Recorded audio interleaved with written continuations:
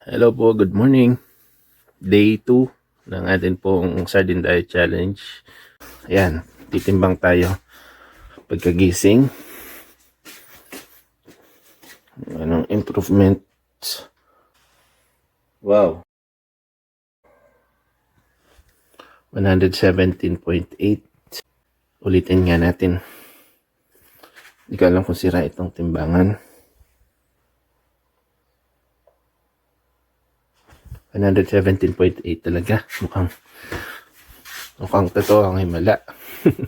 Okay, lunch, day 2, first meal natin, alauna po ng tanghali.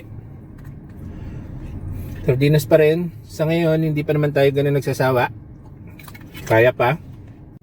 Ang pakiramdam ko kanina, okay din pagkagising, parang mas nakatulog ako ng mahimbing nung kagabi. Hindi ako ganong nananaginip. Siguro epekto rin yan ng pagbabawas ng mga kinakain kong matatamis. Dito po ako ngayon sa Gallagher Center.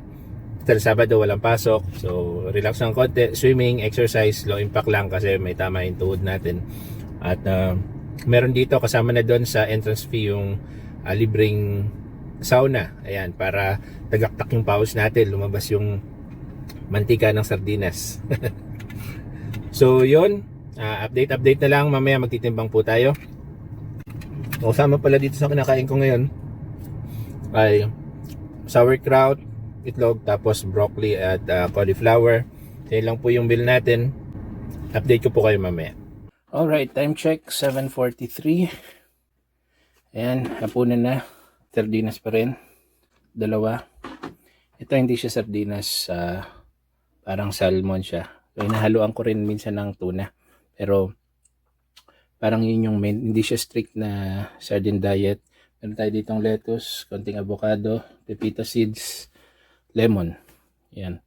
So yun, hinahaluan natin ng gulay para tingin ko hindi ko kaya yung purong sardinas, kaya ganito po yung ginagawa natin. So update ko po kayo mamaya, after nito magtitimbang tayo. So yan, lettuce, konting salmon, avocado, pilutin.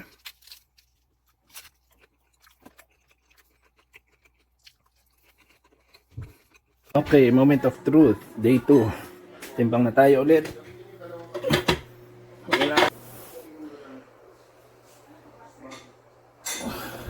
116.7. Grabe. Ito ang himala.